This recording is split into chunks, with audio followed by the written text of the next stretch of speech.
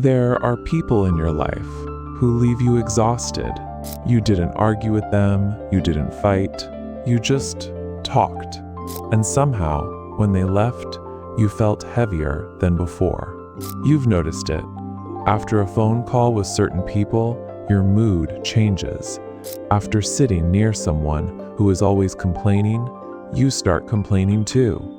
After spending an afternoon with someone full of anxiety, you drive home and realize you are anxious now. But about what?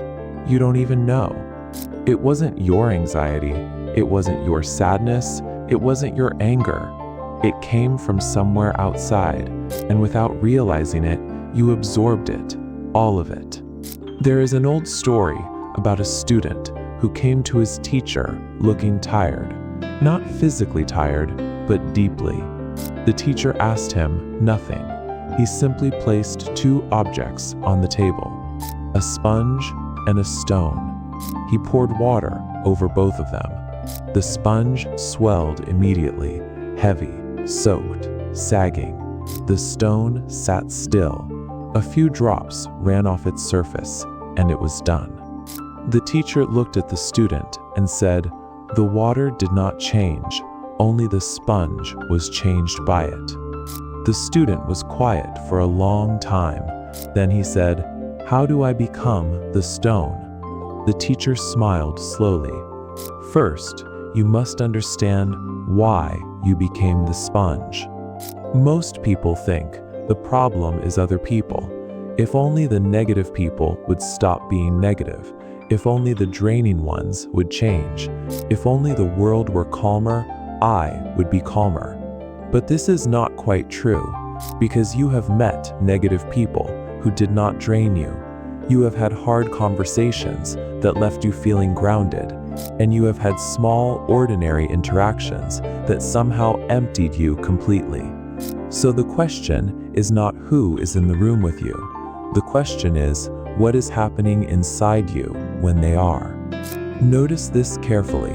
When someone near you is anxious, something in you feels responsible for fixing it. When someone near you is sad, something in you cannot rest until they are not sad anymore. When someone near you is angry, something in you scrambles to smooth it over, to apologize, to adjust, to make peace. This is the pattern. Not weakness, not kindness exactly, a deep automatic belief that their emotional state is your emotional responsibility. And here is the quiet, uncomfortable truth. You did not just absorb their energy because they were powerful. You absorbed it because somewhere, quietly, you believed you were supposed to. That if someone near you was suffering and you did not suffer with them, you were cold. That if someone needed to be heard and you protected your own peace, you were selfish. That your stillness in the middle of their storm was somehow a betrayal. So you let it in every time. You opened the door and let the weather inside. And over months, over the years, you forgot what the room felt like before the weather arrived. You forgot what your own mood was before you checked on everyone else's. This is not their fault. This is something you learned.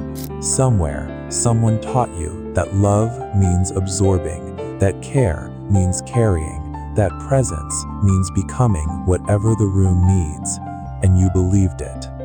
But think about this. A doctor who treats the sick does not become sick to help them. A lighthouse does not dim itself to feel closer to the ships. Presence does not require merging.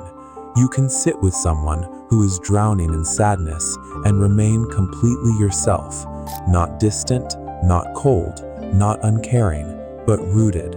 There is a kind of stillness that is more useful to people than any amount of absorbing. When you remain calm while someone is panicking, your calm is a gift to them. When you stay grounded while someone is spiraling, your ground is something they can stand on. That if you spiral with them, there is no ground. Only two people are falling together. That is not love. That is just shared suffering with a gentler name. You do not have to carry everyone. You are allowed to listen without becoming.